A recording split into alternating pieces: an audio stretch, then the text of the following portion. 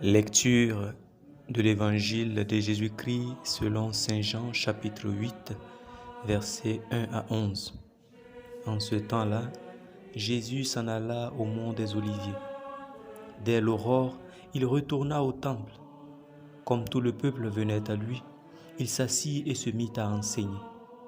Les scribes et les pharisiens lui amènent une femme qu'on avait surprise en situation d'adultère. Ils la mettent au milieu et disent à Jésus: « Maître, cette femme a été surprise en flagrant délit d'adultère. Or, dans la loi, Moïse nous a ordonné de lapider ces femmes-là. Et toi, que dis-tu » Il parlait ainsi pour le mettre à l'épreuve afin de pouvoir l'accuser. Mais Jésus s'était baissé et du doigt il écrivait sur la terre. Comme on persistait à l'interroger, il se redressa et leur dit: « Celui d'entre vous qui est sans péché, qu'il soit le premier à lui jeter une pierre. » Il se baissa de nouveau et il écrivait sur la terre. Eux, après avoir entendu cela, s'en allaient un par un, en commençant par les plus âgés. Jésus resta seul avec la femme, toujours là au milieu. Il se redressa et lui demanda: « Femme, où sont-ils donc? Personne ne t'a condamné ?»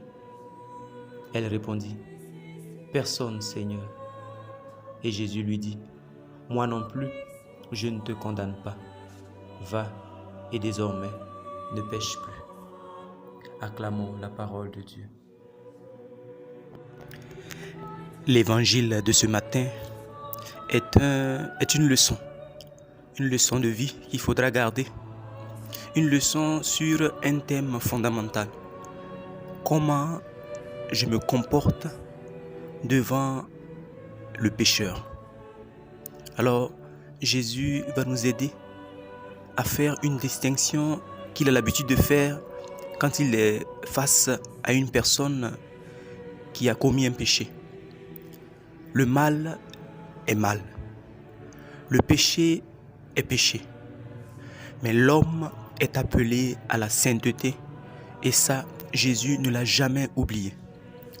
Face à cette femme qu'on a arrêtée en flagrant délit d'adultère, Jésus va la regarder et va espérer, croire que la miséricorde avec laquelle il va traiter cette femme pourra être une force, un tremplin, un appui pour elle pour changer de vie.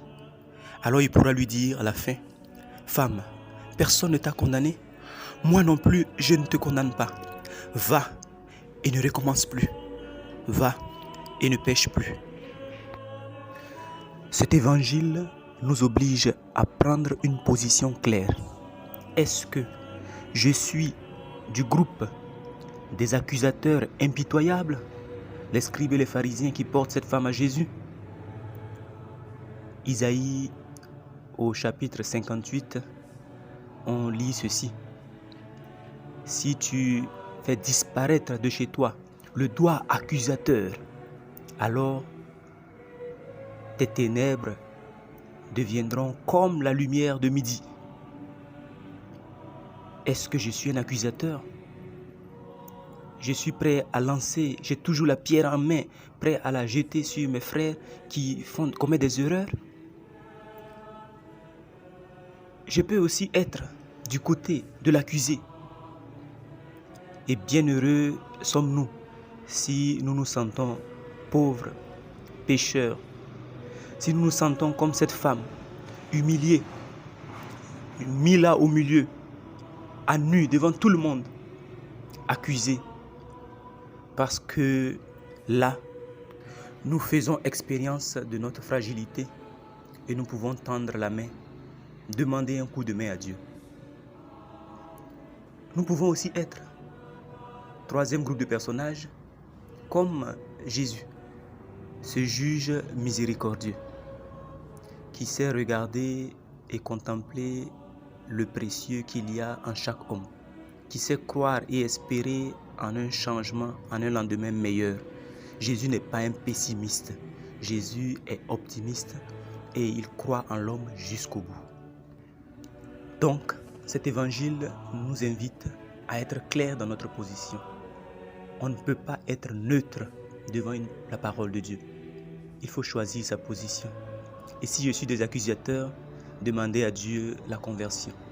Si je suis un accusé parce que je suis faible, pauvre, pécheur, demandez à Dieu toujours qu'il me donne un coup de main, que son amour m'enveloppe pour que sa miséricorde me redonne la force de me convertir et qu'il me donne un cœur semblable au sien, capable de miséricorde, capable de fraternité, capable de relations authentiques.